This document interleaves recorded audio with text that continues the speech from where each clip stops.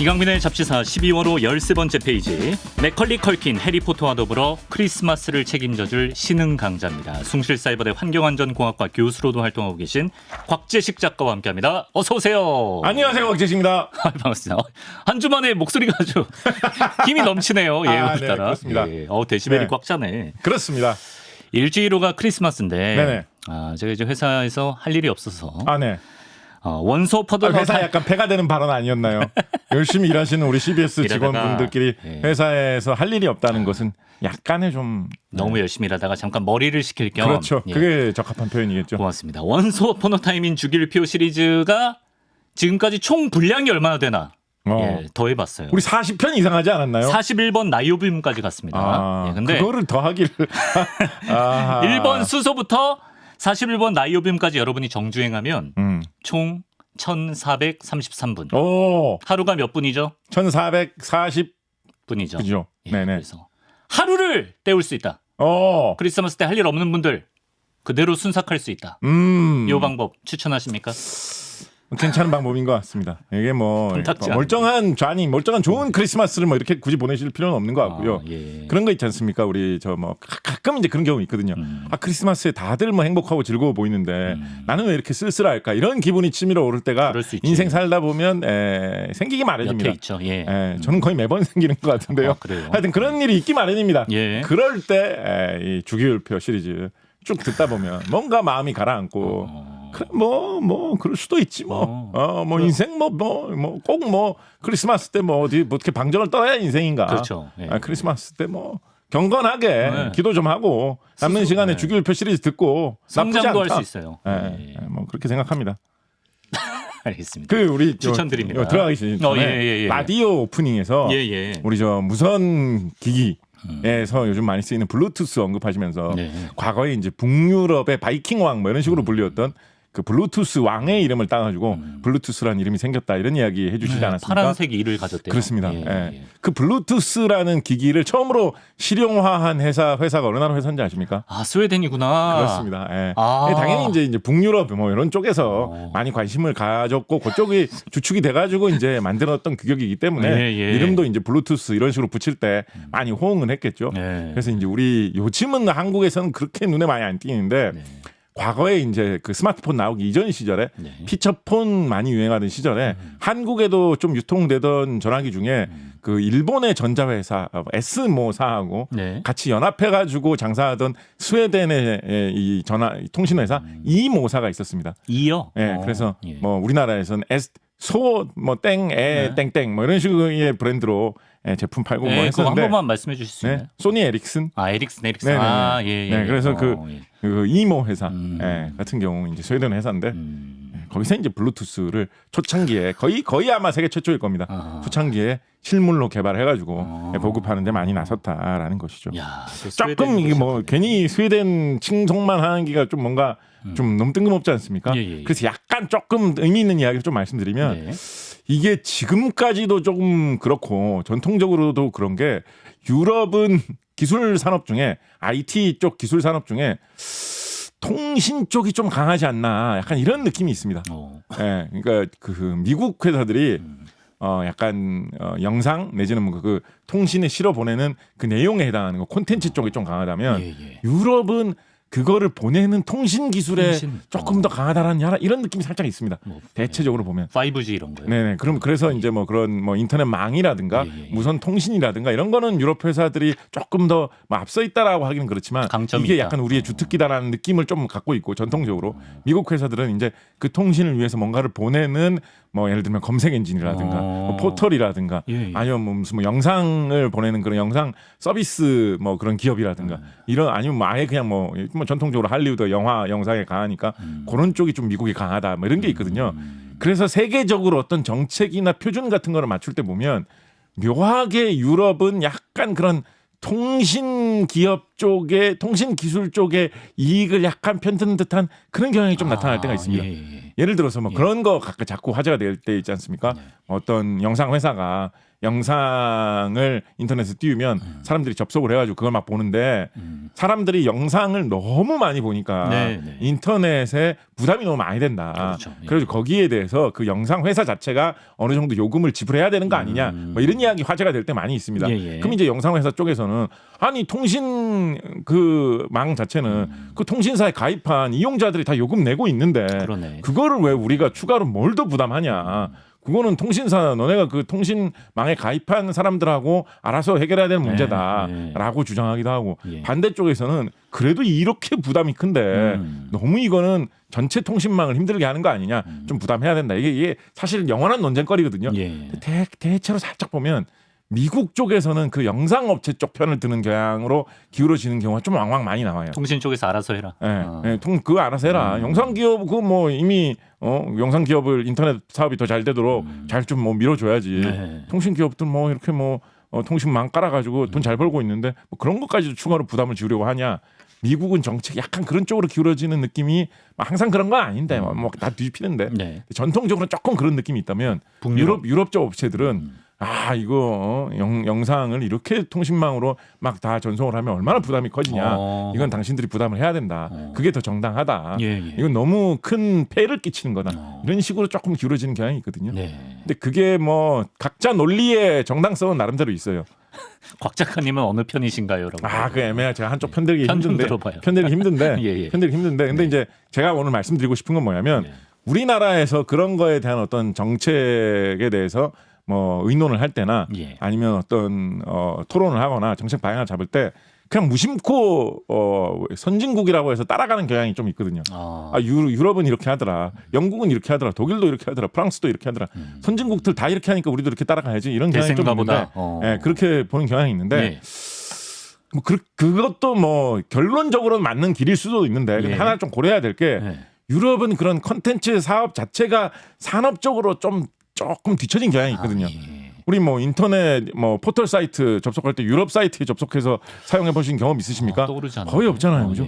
인터넷 영상을 본다. 유럽의 뭐 영상 서비스를 접속을 해가지고 아니면 뭐 OTT라도 유럽 OTT 서비스를 사용해 본다. 이런 적 별로 없잖아요. 맞습니다. 그런데 유럽의 통신 기업이나 통신 표준은 아까 블루투스처럼 유럽이 치고 나가가지고 좀 앞서 있는 부분이 있거든요. 그래서 통신사 쪽 편을 들면 유럽 기술, 유럽 산업, 유럽 회사들한테 이익이 된다 이런 게 조금 있습니다. 유럽 사람들한테는 그것 때문에 모든 게 다 휘둘리는 건 아니지만 우리나라 같은 경우에는 나름대로 우리나라의 어떤 그런 콘텐츠 기업이나 인터넷 기업, 인터넷 포털 사이트 이런 것들이 통신업체 못지않게 유럽에 비해서는 좀 잘 돼 있잖아요. 우리나라는 우리나라는 우리나라만의 어떤 뭐 메신저 서비스, 우리나라만의 포털 서비스 이런 게 나름대로 큰 산업이 있지 않습니까? 그래서 무조건 유럽이 선진국이라고 따라가기보다는 좀 상반된 입장의 미국 제도 이런 것도 같이 고려를 해가면서 어떤 게 정말로 제일 좋은 제도인지 좀 생각을 해야 된다 이런 것을 따져봐야겠네. 오늘 또 통신 보안에 대해서 암호화에 대해서 비밀번호에 대해서 이야기하는 시간이기 때문에 그 전반에 걸친 지식으로서 말씀을 드려보았습니다. 그렇습니다. 말씀하신 대로 블루투스 특집이라기보다는 암호의 과학 2탄으로 돌아왔는데요. 자, 지난 시간에는 이제 암호의 생성 또 전쟁사 속 암호의 쓰임에 대해 알아봤다면 오늘은 좀 일상 속 암호의 역할에 대해 좀 살펴보려고 합니다. 일단 그 요새는 생체 암호 이런 게 보편적이어서 뭐 지문, 홍채 아니면 내 얼굴 그냥 내 몸이 곧 암호인 세상 아니겠습니까? 이런 생체 인식 기술은 어떤 원리로 가능한 건가요? 요거는 사실은 엄밀하게 말하면 암호라기보다는 지난 시간에 말씀드렸듯이 암호하고 비밀번호하고 혼동하는 경우가 많이 있는데 요거는 암호라기보다는 이제 비밀번호하고 더 직결되는 그런 것들이죠. 생체 인식이라는 거는. 비밀번호를 길고 복잡하게 할수록 다른 사람들이 알아맞혀서 찍어서 맞추기가 힘들겠죠. 유추하기도 힘들고 뭐 비밀번호를 너무 간단하게 한다. ABCD 아니면 뭐 이게 이런 줄은 몰랐겠지 하면서 비밀번호를 사람들이 많이 선택하는 비밀번호가 비밀번호라는 비밀번호를 패스워드로 많이 해요. 패스워드, 비밀번호 뭐 이런 거. 야씨 비밀번호가 설마 비밀번호일 줄은 몰랐겠지? 뭐 그렇게 하는 사람 정말 많거든요. 그렇게 합니다. 그래서 그런 거 하면 쉽게 들키기 쉽습니다. 유추해서 맞히기가 쉽습니다. 그리고 아무 숫자 이런 거는 진짜 알아내기 어려운 숫자다라고 해서 뭐 0917 뭐 이런 숫자를 한다고 해도 네 자리 숫자 같은 경우에는 그냥 하나씩 찍어봐도 0001 해보고 0002 해보고 그래서 9999까지 전부 다 하나씩 찍어보면 결국은 네 자리 숫자 같은 경우에는 숫자 하나 테스트하는데 1초 걸린다고 해도 네 자리 숫자 다 테스트하는데 1시간이 3,600초니까 한 2-3시간이면 그냥 다 테스트할 수 있는 거죠. 그러네요. 예. 그러니까 한 3시간 노력하면 그냥 뚫리는 거예요. 예. 네 자리 숫자는 예. 아무리 복잡한 걸로 해도. 예. 그러니까 그런 너무 단순한 걸로 해보면 안 되겠죠. 그렇죠. 갑자기 이거 제가 좀 언급하고 넘어가고 싶어가지고 그게 중요한 건 아닌데 굳이 좀 언급하고 넘어가자면 예, 뭘요? 제 고등학교 때 친구 한 명이 네. 학교에서 좀 중요한 용도로 그렇게 중요한 것까지는 아닌데 반에서 중요한 용도로 사용하는 자물쇠가 하나가 있었어요. 예. 근데 어떻게 딴 친구가 장난을 치다가 네. 그 자물쇠 비밀번호를 다르게 설정해 준 다음에 그걸 잠가버렸는데 뭐라고 설정해 놓은 다음에 잠갔는지를 자기도 모르게 된 거예요. 까먹었구나. 아무렇게나 돌려가지고 예. 또 그걸 풀 수가 없게 됐거든요. 예. 근데 어떡해? 이제 제 옆자리에 앉아있던 당시 고등학교 1학년 때 제 부반장이었던 친구가 예. 부반장. 그 생각을 한 거예요. 이게 네 자릿수니까 이론상으로 3시간 정도 1초에 한 번씩 테스트 해본다 그러면 예. 3시간 정도만 열심히 테스트를 해보면 예. 결국은 맞출 수 있는 거 아니냐. 하나씩 해보면. 하나씩 해보면. 근데 1초에 하나씩 안 될 텐데 그거는. 그래서 그래서 예. 둘이서 머리를 저하고 둘이서 맞대고 생각을 해서 이게 말이 되느냐 예. 생각을 해보니까 꾸준히 하면 그날 하루 내에 할 수 있을 것 같다라는 결론이 얻어졌거든요. 손가락 까질 것 같은데. 그래서 그 친구가 예. 실제로 그 하나 둘 그거 돌리는 거를 이제 연습을 했는데 네. 이게 이제 사람이 진짜 적응의 동물인 게 그 친구 왜 이렇게 의무감이 투철한 친구였을까요? 김규진이라는 친구인데 규진 씨. 그 친구가 예. 한 10분 정도 그거를 딱딱 돌리면서 하니까 예. 이게 손에 완전 있게 된 거예요. 한 번 돌리고 한 칸 돌리고 한 칸 돌리고 큐브 하듯이. 거기 손에 딱 있게 된 거야. 한 10분 정도 하다 보니까. 예. 그리고 이 친구가 어떻게 했냐면 수업 시간이 돼서도 책상 밑에서 그걸 착착착 돌려가면서 계속 이걸 한 거예요. 1교시부터 계속 한 거예요. 야. 그래갖고 2교시 정도가 됐을 때 예. 찰칵하면서 열렸어요. 그래갖고 저를 딱 쳐다보면서 하하 막 이렇게 했는데 너무 좋아가지고 기뻐했는데 선생님이 진짜 이상한 눈으로 쳐다보셨거든요. 제일 갑자기 왜 저렇게 기뻐하냐고 이상한 눈으로 쳐다보셨는데 딱 신호 보내가지고 아무렇지도 않은 척하라고 신호를 딱 보냈더니 그 친구가 꿋꿋이 참고 쉬는 시간이 되어서 자신의 어떤 쾌재를 불렀다. 그 승리를 저에게 자랑했던 학급의 리더는 이런 사람이 해야 됩니다. 그 친구 부반장이었거든요. 예, 부반장이었고. 이런 식으로 무식하게 대입해 보아가지고 그 비밀번호를 알아내는 방법 이거를 뭐 그냥 무자비하게 힘으로 밀어붙이는 방법이다라고 해서 브루트 포스 방법이라고 하는데 지금까지도 상당히 잘 무식하지만 그렇기 때문에 마땅히 대처할 방법이 잘 없는 그런 암호를 깨는 방법으로 많이들 언급되는 방법이 이 브루트 포스 방법인데요. 일일이 해보는 거. 저는 이제 제 바로 옆자리에 있는 부반장 친구가 브루트 포스 방법으로 이 패스 비밀번호를 깬 이 생산 현장을 저는 고등학교 1학년 때 목격한 적이 진짜 있었죠. 무자비한 건 그냥 벤치로 보통 끊거든요. 그 친구가 그걸 해내네. 그런 적이 있었거든요. 그래서 비밀번호가 너무 짧고 단순하면 이런 식으로 뚫릴 위험이 커집니다. 그래서 비밀번호를 길고 복잡한 거를 써야 되는데 길고 복잡한 비밀번호는 나도 기억하기가 어렵잖아요. 예를 들어서 15자리의 뭐 어떤 복잡한 숫자다 이런 걸 쓰면 15자리 숫자를 어떻게 쉽게 외우고 다니겠습니까? 그죠? 그렇다고 어디 적어 놓는다라고 하면 그 적힌 종이를 도둑 맞으면 혹은 또 적힌 종이를 깜빡하고 안 들고 오면 그럼 또 곤란하잖아요. 그죠? 그래서 사람들이 생각한 방법이 뭐냐면 바로 이제 생체 인식입니다. 내 몸에 항상 붙어 있는 몸의 일부, 예를 들면 지문 같은 거는 지문은 내가 항상 들고 다니는 거지 않습니까? 그렇죠. 그래서 어디 두고 다니거나 잊어먹을 잃어버릴 그럴 위험이 없어요. 근데 이 지문을 영상으로 제일 간단한 방식으로 영상으로 인식을 시킨다라고 하면 현대의 디지털 사회에서는 이 지문을 찍어놓은 그 영상 그 자체가 전부 다 디지털 시대니까 0과 1의 신호로 다 바뀌게 되죠. 그러니까 지문의 이 모양 자체가 결국은 0과 1의 조합으로 이루어진 굉장히 긴 숫자가 되는 겁니다. 그래서 그거 자체를 그냥 패스워드로 써버리면 누가 봐가지고 무슨 뜻인지 외우기도 어렵고 그러면서도 길이는 굉장히 긴 비밀번호 패스워드가 된다라는 신기하다. 그 관점을 이용하는 거죠. 그러니까 순서대로 그걸 부여하는 건가요? 아니면 지문의 뭐 간격 이런 걸 그런 거를 봅니다. 반영하는 거예요. 지문의 전체 모양 자체를 그대로 인식하기에는 여러 가지 어려움이 많고 뭐 복잡한 것도 있고 뭐 그렇기 때문에 특히 이제 과거에는 컴퓨터의 성능이 떨어져가지고 그 전체를 다 기억시키기는 좀 어려운 것도 있고 그리고 뭐 그렇게 하다가는 뭐 그럴 수 있잖아요. 오늘따라 손가락에 좀 때가 끼어가지고 습진 생기고 촬영이 조금 이상하게 됐다 이러면 또 오류가 생길 수도 있으니까 지문 같은 경우에는 그 지문의 주요 몇 가지 특징을 인식해가지고 기억하는 그런 방법으로 하는데 그렇게만 해도 뭐 특징을 여러 가지를 이렇게 잡아서 하면 꽤 긴 숫자로 그게 표현이 되겠죠, 그죠?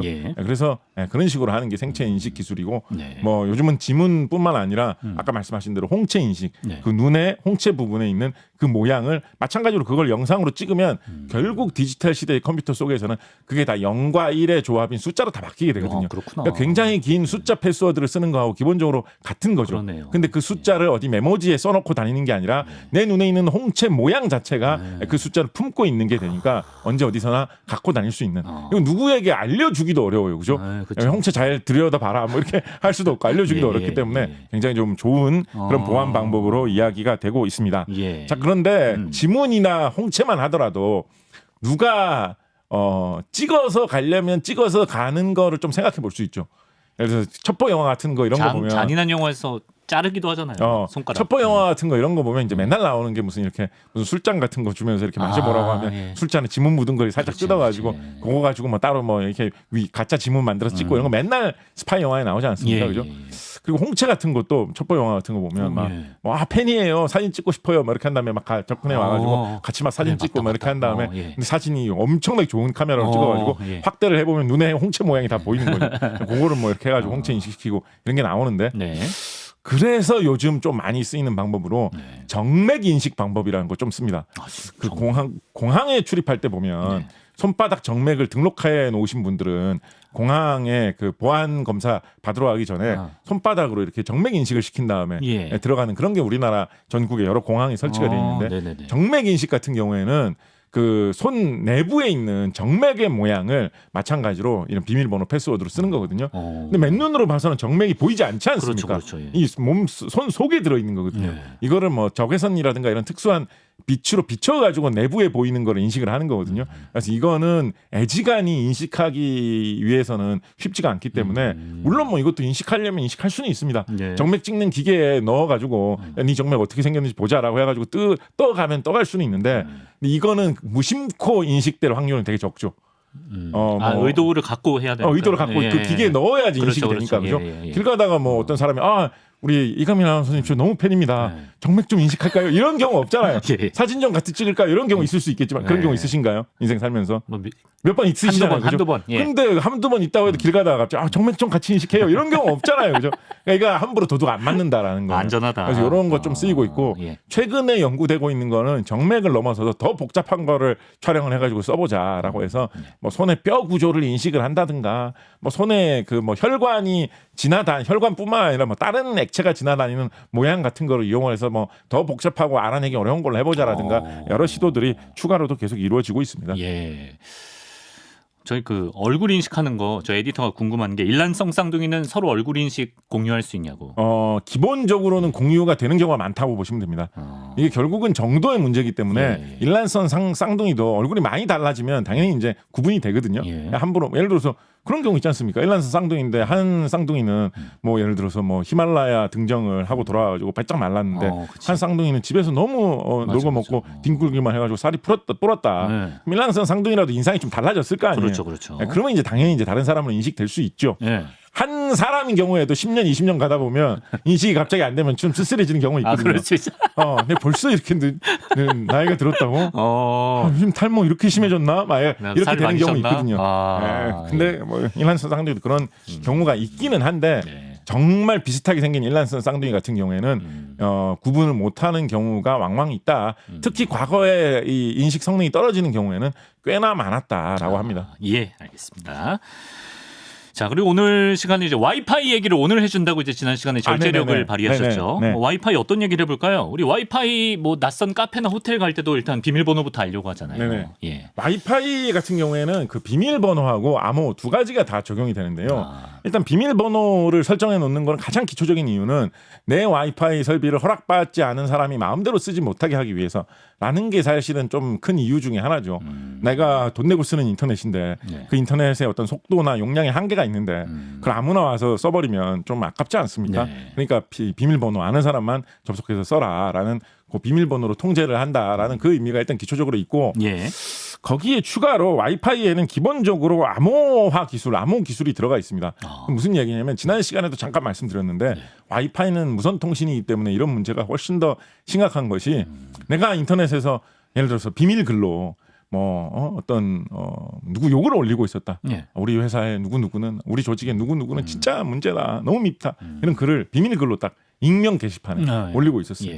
그래서 비밀 글이라서 익명 글이니까 아무도 모르겠지라고 하면서 올리고 있는데 지난 시간에 말했듯이 그 이야기가 전달되는 인터넷 선을 네. 누가 집 밖에서 전선을 꽂아가지고 네. 무슨 신호가 오가는지 이렇게 감지를 하고 있으면 하이제킹. 이 집에서 이런 글을 올리는 신호를 보내고 있네. 다 알 거 아닙니까? 그렇죠. 그죠? 이 예. 양반이 이거 욕하는 글 올렸구나. 다 알 거 아닙니까? 그렇게 이제 선을 찍어가지고 옆에서 누가 감지하고 있으면 그죠?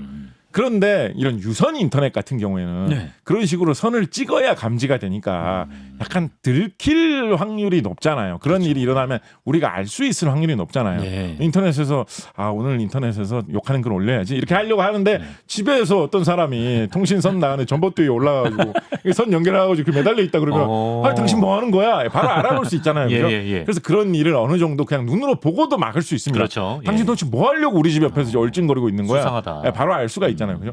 그런데 무선 인터넷 같은 경우에는 예. 와이파이 같은 경우에는 같은 카페에서 서로 그냥 와이파이로 인터넷 하는 척 하면서 내가 글 보내고 있는 전파를 슬쩍 잡아가지고 그 전파를 뭐 라디오 기기 같은 걸로 살짝 인식을 해가지고 저 사람이 이런 글 올리고 있구나 엿듣고 있는 게 가능해도 표가 좀 안 나지 않습니까? 가능해요? 저 사람도 와이파이 가능합니까? 원칙적으로 일단 가능합니다. 저 사람도 와이파이로 뭐 나름대로 뭐 일하고 있겠구나, 작업하고 있겠구나라고만 생각할 수 있잖아요. 그렇게 그렇죠. 엿듣고 있는지 표 안 모르고. 나죠. 그렇기 때문에 지난 시간에도 말씀드렸듯이 기본적으로 이런 인터넷 통신은 암호화를 한번 합니다.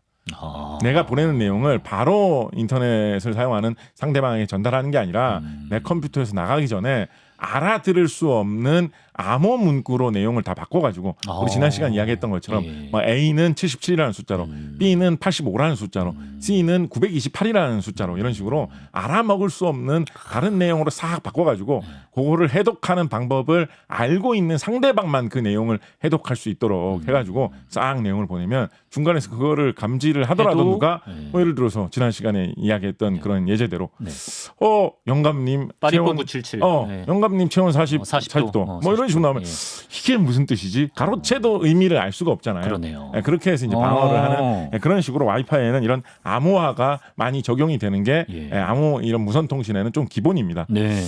우리가 일반적으로 사용하는 무선 통신에도 그러니까 뭐 우리가 사용하는 일반적인 휴대전화 이런 거에도 이런 종류의 이 암호화 기술은 어느 정도는 다 적용이 되고 있고요.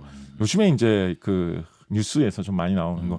장군님들이 사용하시는 전화기로 비화폰이라는 게 있다 이런 얘기 하지 않습니까? 그렇죠. 그 비화폰이라는 것도 이런 식으로 그 내용 자체를 암호화하는 기술 그리고 어떤 주파수를 사용해서 통신하느냐 그 자체에도 이런 식으로 약간 숨기는 그런 방법을 사용을 해가지고 장군님이 뭐 통화를 하면서 어떤 부대를 어디로 보내라 이런 얘기를 하는 거를 상대방이 그 중간에서 라디오 같은 기계로 안테나 내뻗치고 있다가 야 장군님이 저 부대 저쪽으로 보내라고 한다. 누가 알아내면 장군님 입장에서는 곤란하지 않습니까? 그렇죠. 그러니까 그거를 설령 누가 감지를 하더라도 무슨 내용을 주고받았는지 알 수 없는 숫자만 서로 왔다 갔다 하는 것처럼 감지가 되도록 발신자도 다르게 나간다. 그렇게 하는 그런 장비를 사용하는 것이 비화폰의 기본적인 형식이다라고 볼 수가 있겠습니다. 와이파이에도 다 암호 기술이 필요하네요. 아니, 하나만 좀 말씀드리면 근데 이제 이런 암호 기술 중에 되게 우리가 티나게 볼 수 있는 것 중에 그러니까 흔히 체험할 수 있는 거 우리가 항상 보는 것 중에 암호화 기술이 굉장히 좀 심하게 들어가 있는데 우리가 눈에 띄게 암호화를 쓰고 있구나라는 게 딱 눈에 보이는 것 중에서도 상당히 좀 깊은 암호 기술을 쓰고 있는 게 있어요.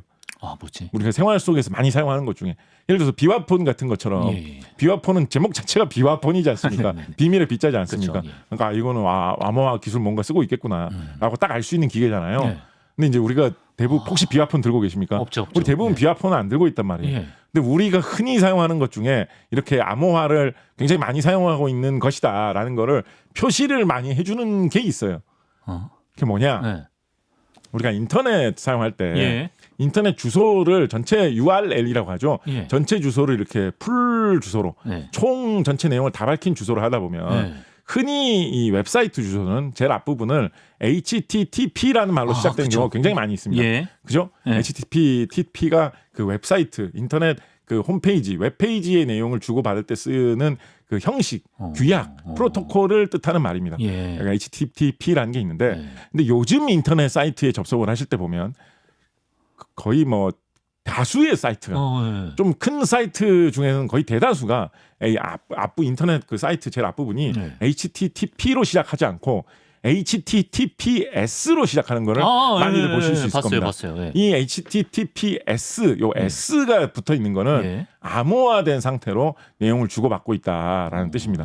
하다 보면 그래서 옆에 막 자물쇠 모양 아이콘 막 생기는 수도 있고 막 그런데 현대의 이 HTTPS를 이용해서 접속을 하는 이런 웹페이지, 뭐 웹사이트, 웹서비스, 홈페이지 이런 것들은 네. TLS라는 방식을 이용을 해가지고 내용을 암호화해서 주고받는데 이 기술 자체가 TLS도 뭐 여러 가지 내부 세부적으로는 내용이 뭐 좀 복잡하게 있습니다만 최신에 사용하는 경우에는 이 TLS에서 그러니까 HTTPS라고 표시되어 있는 이 웹페이지에 그냥 단순히 접속해가지고 별거 아닌 이메일 읽고 하는 요 정도만 하는 것도 내부적으로는 상당히 복잡한 여러 가지 암호화 방식을 이용을 해가지고 작업을 하고 있습니다. 그래서 이 HTTPS 방식을 택해가지고 이 어떤 인터넷 사이트를 본다. 네네. 거기다 내가 글을 올린다. 이런 걸 할 때는 아까 말씀드렸듯이 혹시나 중간에 인터넷 선을 누가 감지기 같은 거를 중간에 가로채가지고 연결해가지고 그 내용을 빼본다고 하더라도 무슨 내용으로 주고받고 있는지 내용을 알아내기가 대단히 어렵습니다. 왜냐하면 내 컴퓨터에서 자료가 나갈 때 이미 이 TLS라는 방식으로 한번 암호화시켜서 무슨 내용인지 알아볼 수 없는 상태로 만들어가지고 보내고 도착해가지고 그게 서버에 닿았을 때 다시 그 암호를 해독해가지고 원상태로 되돌리는 방법을 사용하거든요. 우리가 일상생활에서 흔히 사용한 하나만 더 하게 해주세요. 하나만. 이 이야기 마무리 짓게 하기 위해서 제발 하나만 진짜 마무리 지으시죠. 이거 마무리 짓기 위해서 너무 진짜 어쩔 수 없이 그러니까 마무리가 안 되잖아. 이 이야기까지 마무리 해야지. 마무리 짓기 하나만 좋습니다. 이게 지금은 이 TLS라는 기술이 상당히 많이 발전돼가지고 좀 그 암호를 깨기가 어렵게 누가 중간에서 가로챈다고 해도 그거를 임의로 해독하기는 되게 어려운 수준이 됐었거든요. 근데 90년대만 해도 일상적으로 사용하는 대부분의 인터넷 프로그램에서 그런 기능을 갖추고 있지를 못했었습니다.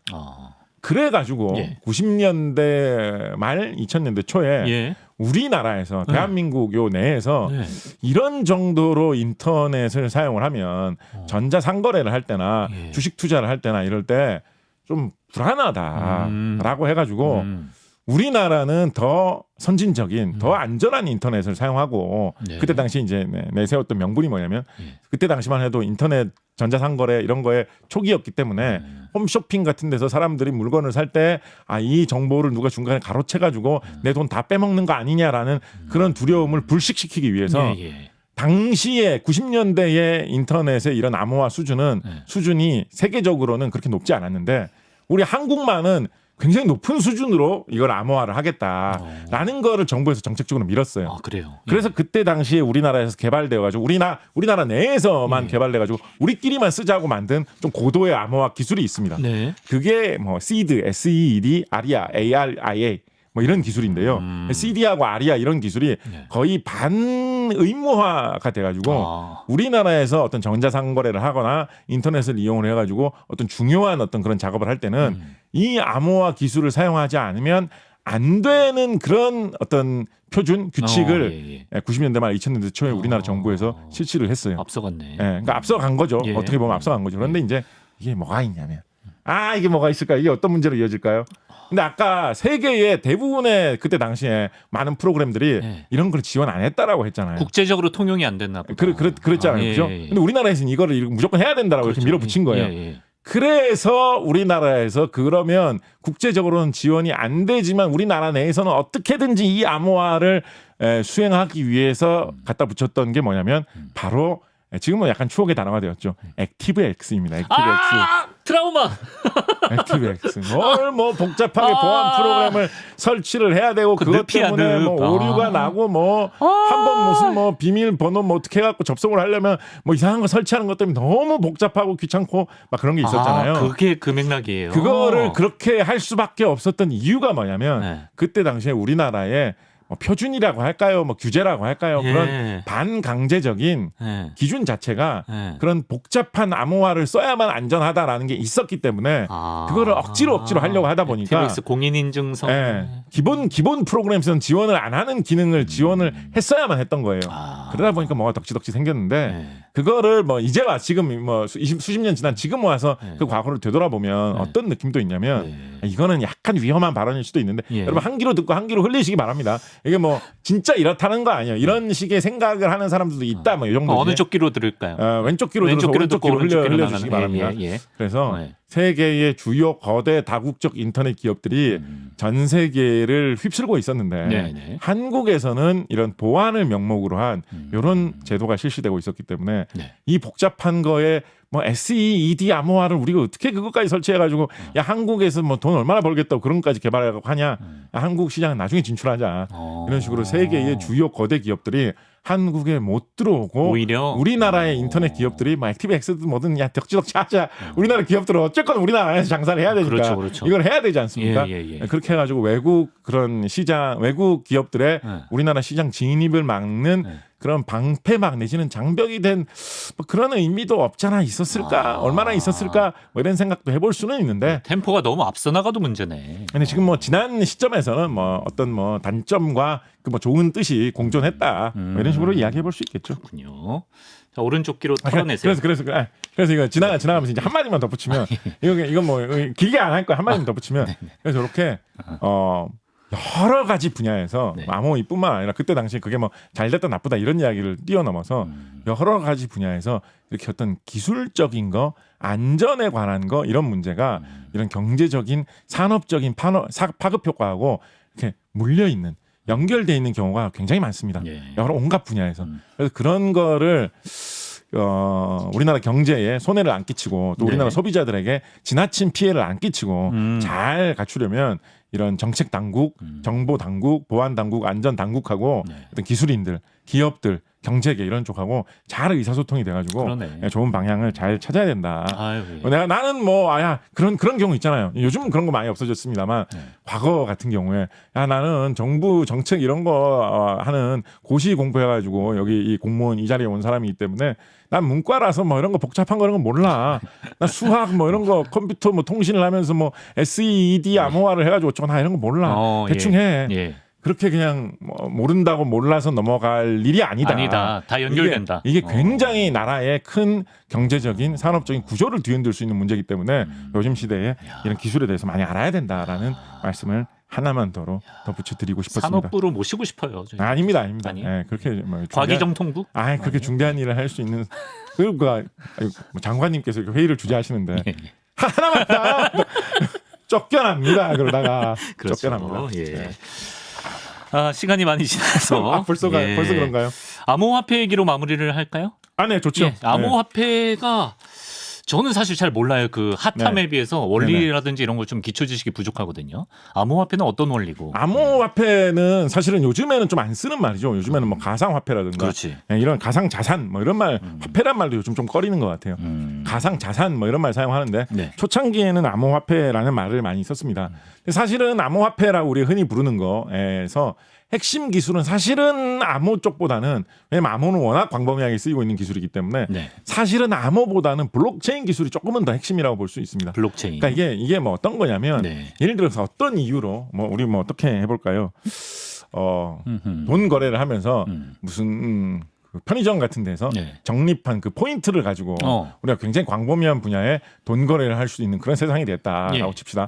그러면 나는 1000포인트를 갖고 있다. 니는 2000포인트를 갖고 있다. 누구는 500포인트를 갖고 있다. 이런 거를 컴퓨터에다 기록을 해놓고 뭐 카드를 가지고 결제를 할 때마다 그거를 확인해가지고 차감을 하면서 쓸 거 아닙니까?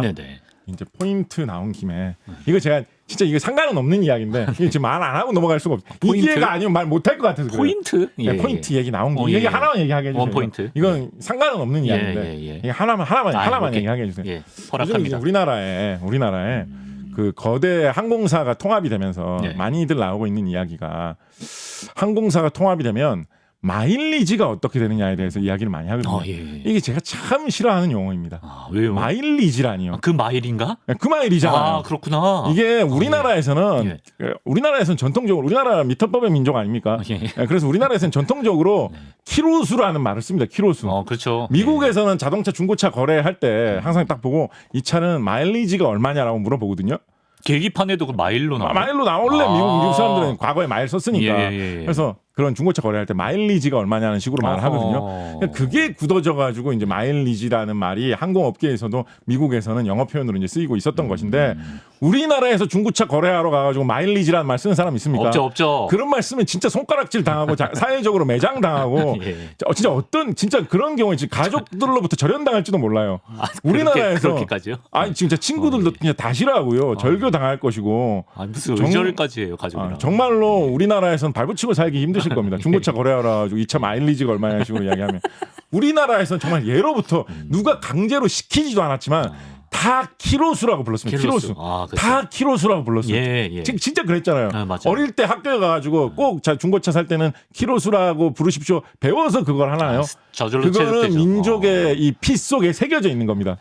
그런데 왜 굳이 항공사에서만 마일리지라는 말을 왜 굳이 꼭 써야 합니까? 저는 물론 뭐 해외 이 항공사 고객이 해외 고객도 많이 있으니까 그렇지. 뭐 어떻게 하다 보니까 마일리지로 처음에 쓰기 시작했다. 뭐 이해할 수 있어요. 그럴 수 있죠. 예. 뭐 처음에 뭐 미국 쪽에서 뭐 기술이 너무 발달했고 과거에 굉장히 뭐 문화가 발달하지 못했던 비참했던 과거 시절에 마일 이런 단위 뭐 못 모르고 쓰던 시절이 있었을 수도 있다 이해할 수 있는데 저는 이거 적극적으로 바꿔 나가야 한다. 네. 국내에서는 키로수라고 불러야 된다.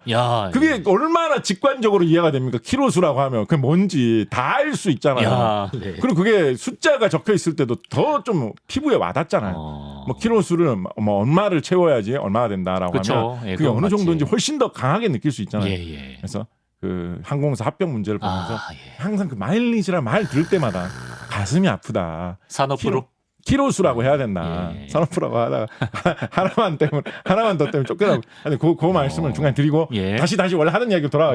상관없네. 우리 암호화폐 돌아왔어요. 암호화폐 이야기. 근데 이제 블록체인이 핵심 기술이라는 이야기를 하면서 그래서 포인트로 다들 거래를 하는 세상이 됐다라고 쳐봅시다. 네.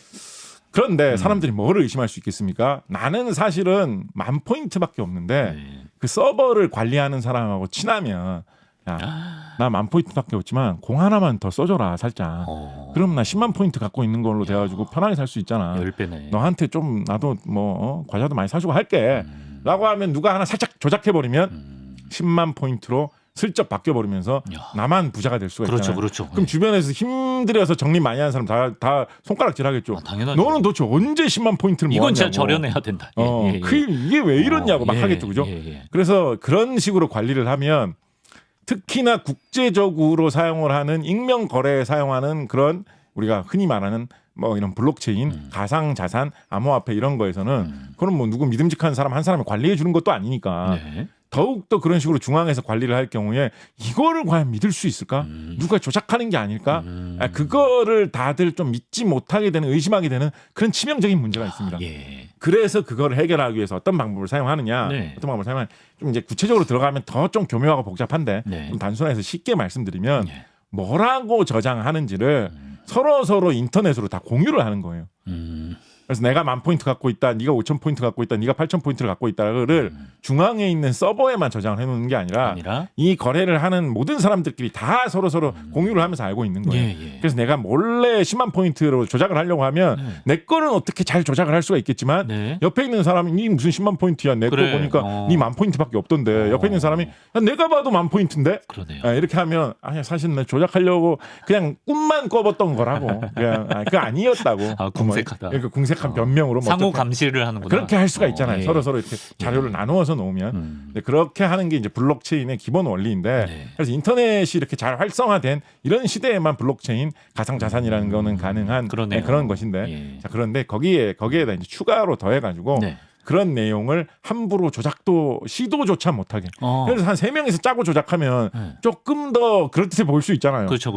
야, 이건 이 데이터가 잘못된 거 아니야? 세 사람이나 이거 이렇게 서로 맞아떨어지는데 이럴 수가 있잖아요. 그죠? 그러니까 여기다가 암호화 기술을 살짝 걸어가지고 단순히 숫자 0만 넣으면 딱 티나게 그거를 그냥 누구나 알아볼 수 있는 형태로 숫자로 저장을 하는 게 아니라 암호화를 시켜가지고 복잡한 형태로 알아볼 수 없는 내용으로 저장을 하는 걸로 하는 거예요. 조작을 하기가 어렵게. 그래서 숫자가 내가 갖고 있는 포인트가 얼마냐, 10,000포인트 이렇게 저장되어 있는 게 아니라 뭐 숫자 1은 K로 바꾸고 0은 뭐 R로 바꾸고 이런 식으로 복잡하게 돼 있으면 뭐 KRRR 뭐 간단하게 그렇게 안 돼 있겠죠. 더 알아보기 어렵게 돼 있겠죠. 그렇게 돼 있으면 아씨 이거 어떻게 조작을 해야지 만 포인트가 내가 돼 있는 건지 이거를 방법조차 알기조차도 어렵게 오. 그렇게 해놓으면 더욱더 안전해지기 때문에 이런 체계를 이제 암호화폐라고 부르는 것이다라고 이제 대략적으로 보시면 되겠습니다. 예. 자, 그런데 이제 이 얘기를 한 다음에 네. 이런 암호 기술과 관련해 가지고 이런 식으로 돈 거래 같은 이런 고도로 어려운 이런 고도로 중요한 거래를 하기 위해서 네. 필요한 혹은 뭐 요즘에 많이 사용되는 결정적으로 많이 사용되는 그런 그 암호 기술 이야기를 하기 위해서 마지막으로 좀 하나만 더 이야기하고 싶은 기술이 뭐냐면 요거까지는 이야기를 해야지 우리가 암호에 대해서 뭔가 이야기를 했다라고 맞아. 지금 좀 개운하지가 않아요. 네. 예, 그래서 요거를 하나를 좀 마지막으로 이야기한 다음에 좀 정리를 하고 싶은데 예. 이런 식의 좀 고수준의 뭔가 암호화를 한다라고 하면 예. 현대 사회에서는 21세기 들어서는 거의 항상 나오는 것이 공개키 암호화 방식, 비대칭 암호화 알고리즘 뭐 이런 게 요즘에는 항상 자주 언급이 됩니다. 이게 뭡니까? 이게 뭐냐면 우리가 그 처음에 암호화에 대한 예시를 들었던 것처럼 자신의 직장 상사가 화났다라는 거를 살짝 바꿔가지고 영감님 체온 40도라는 말로 바꿔서 서로 의사소통을 하면 그거를 누가 엿들어도 무슨 말 하는지 알 수가 없다라는 걸 예시로 말씀드렸잖아요. 그죠? 그런 암호를 쓰려면 그 암호의 규칙을 서로 공유를 해야 되죠. 당연하죠. 상사라는 말 대신에 영감님이라고 부르자. 그다음에 체온 화났다. 40도라는 말은 화났다라는 뜻이다. 이 규칙을 서로 공유를 해야 되죠, 그죠? 언젠가는 서로 규칙을 공유해야지만 서로 의사소통을 할 수가 있어요, 그죠? 그럼요. 그런데 어떤 스파이가 끈앞풀이 프락지가 그 규칙 공유하는데 딱 잡아 들어가지고 예를 들면 뭐 사장님이 차장님. 숨겨둔 신복 이런 사람이 그 암호 규칙을 공유하는 사이에 살짝 스며들어가지고. 그걸 미리 다 엿들은 다음에 사장님한테 살짝 얘기해주면 그때부터는 아무리 암호로 바꿔가지고 서로 이야기를 한다고 해도 다 들킬 거 아닙니까? 다 털릴 거 아닙니까? 그죠? 앞서 말씀드렸던 무슨 뭐 와이파이를 이용해서 인터넷을 통해서 내가 인터넷에 올리는 글이 다 암호화 돼가지고 가가지고 그걸 중간에서 누가 가로채도 못 알아내게 한다 이런 거 막 하고 있어도 어떻게 그거를 암호화로 하는지 어떻게 알아볼 수 없게 바꾸는지 그 규칙 자체를 누가 쫙 엿들어 가면 시간 문제죠. 그러면 중간에 그걸 엿들면 다시 다 복원해가지고 무슨 말을 하는지 해독을 할 수가 있잖아요. 그렇죠? 이게 골치 아픈 문제란 말이에요. 옛날 시대에는 그 규칙만은 진짜 철저하게 보호를 해가지고 아무한테 들키지 않도록 전달해주자 그런 방식 사용할 수 있었어요. 예를 들면 어떤 식으로 암호화를 해야 되는지는 뭐 편지에 써가지고 뭐 밀봉해가지고 아무한테도 들키지 말고 삼켜 그래가지고 상대방한테만 그냥 직진해가지고 그 사람한테만 딱 알려주고 읽어본 다음에 바로 불태워라 뭐 이런 방법 사용할 수 있어요. 그런데 인터넷 시대에 인터넷 홈페이지 한번 접속할 때마다 전자상거래 할 때마다 뭐 편지 받아오기를 기다려가지고 편지가 온 다음에 불태우고 이런 거 하면 너무나 불편할 거 아니에요, 그죠? 현대 사회에서는 그게 좀 골치 아프단 말이에요. 그러네. 암호화를 어떻게 하는지 그 방식 자체. 뭐 조금 더 실제로 쓰이는 용어를 사용하면 암호화를 할 때 사용되는 키, 열쇠 요 자체가 교환되는 게 중간에 털려버리면 그게 초기에 털려버리면 그 다음부터 아무리 그 방식을 준수하면서 열심히 암호화를 해도 소용이 없단 말이에요. 사람들이 이게 진짜 해결하기가 좀 불가능해 보이는 문제잖아요. 규칙이란 건 있을 수밖에 없잖아요. 그러니까요. 그래서 사람들이 진짜 고민했어요. 이거를 해결하기 위해서. 그래서 20세기 중반 이후에 사람들이 떠올린 방법이 뭐냐. 이런 그 공개 키 암호화 방식. 제일 많이 알려진 게 RSA 암호화 방식이라는 겁니다. RSA? 네, RSA 암호화 방식이랍니다. RSA가 사람 이름 딴 거예요. 리베스트, 샤미르, 에들만이라는 세 사람 이름 딴 건데요. 각자 RSA죠. 에들만이라는 사람은 참고로 이름은 에들만입니다만 이분도 어른이십니다. 알아두시고요. 참고로 이 RSA 방식 중에 리베스트하고 에들만은 미국 분이신데 중간에 S, 샤미르는 이름 좀 독특하지 않습니까? 인도? 샤미르 이분 어느 나라 분이실까요? 파키스탄? 스웨덴? 아닙니다.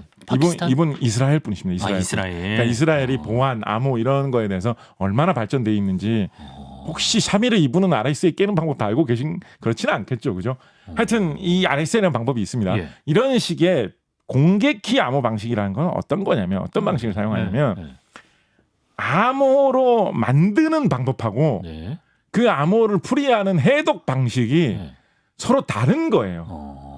무슨 말인지 아시겠죠? 우리 아까 단순한 암호, 영감님 체온 40도 이거는 암호를 만들 때 우리가 기억해야 되는 규칙하고 그 암호를 해독할 때 우리가 기억해야 되는 규칙이 같잖아요. 그렇죠. 이런 거를 대칭적인 암호화 방식이라고 합니다. 역으로 이런 거는 단순한 방식이에요. 그런데 그게 아니라 암호로 만드는 방법하고 그거를 가지고 해독하는 방법이 서로 다른 방식을 이 RSA 세 사람이 고안을 했어요. 그럴 수가 있나? 그래서 이게 복잡한 걸로 천재들은 하나보다. 이게 복잡한 숫자 계산하는 방법을 이용해서 만든 것입니다. 문제 풀이가 복잡한 문제를 이용한 거예요.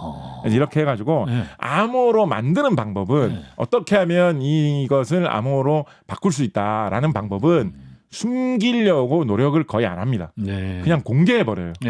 어차피 뭐. 야, 김대리 이제부터 나하고 이야기할 때는 이런 방식으로 암호로 바꿔가지고 이야기를 해. 나하고 이야기를 합니다.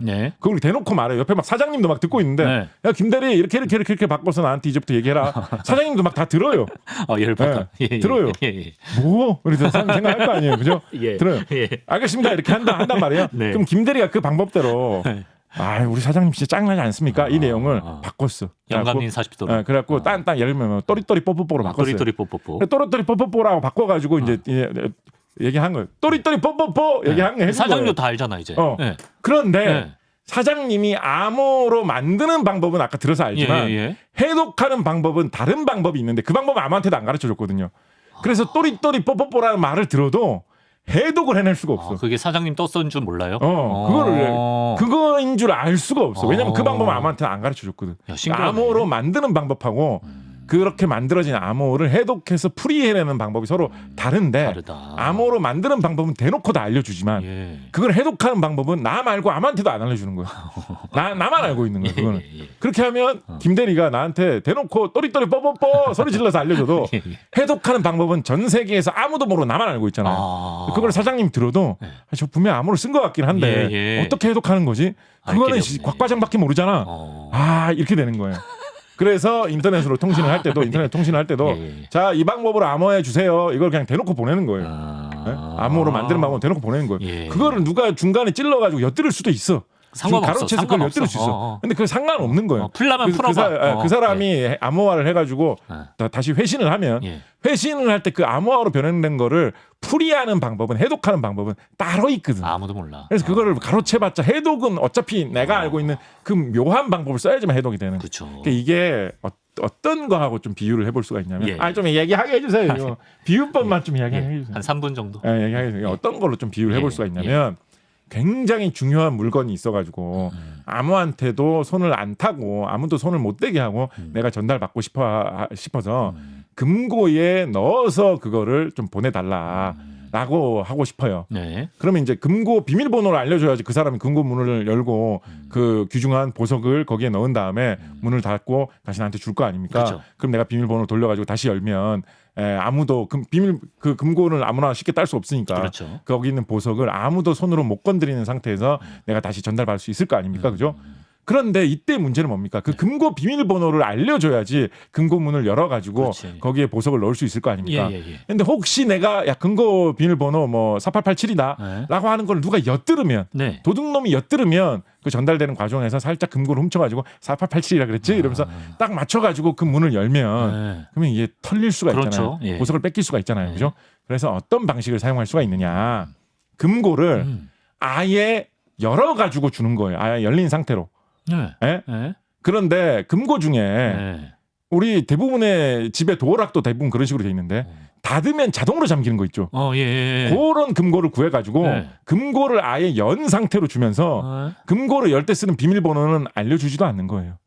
필요 없잖아요. 열렸으니까. 금고를 아예 연 상태로 상대방한테 주면서 그리고 금고에다가 보석을 넣고 닫아라 이렇게 얘기를 하는 거예요.